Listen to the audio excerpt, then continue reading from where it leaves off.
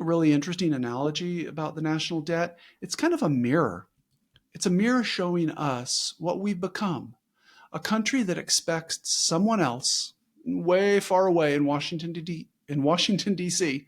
to solve our problems in our local communities and families that we should handle ourselves.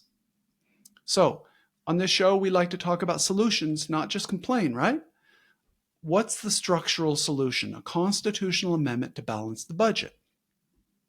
It's important because it forces DC to live within its means. We'll also stop dumping debt onto future generations, which I think is just frankly immoral. And it'll also end this $1 trillion a year interest payment insanity that we've got right now. Here's the innovative part, the part I'd like to kind of add to the balanced budget amendment that maybe some of you haven't heard about before. End federal grants to the states. This is the scam that most people don't really see right now. You see, right now, states send tax money to DC, and then DC takes a massive cut in form of the giant federal bureaucracy, right?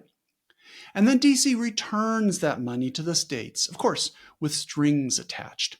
This is, again, about 30% of every state's budget. You can look this up, right? About 30% of every state's budget comes from DC. It just doesn't make sense for this money to go back and forth like this. Education grants, transportation grants, healthcare grants, housing grants, all of these grants coming from DC, they should be coming from the states. States should tax and spend without getting Washington, D.C. involved. So how will these initiatives, the Balanced Budget Amendment and ending D.C. grants to states, shrink the debt? Number one, it'll dramatically reduce the federal budget. Number two, it's going to eliminate the federal bureaucracy overhead. Number three, it'll return power closer to the people.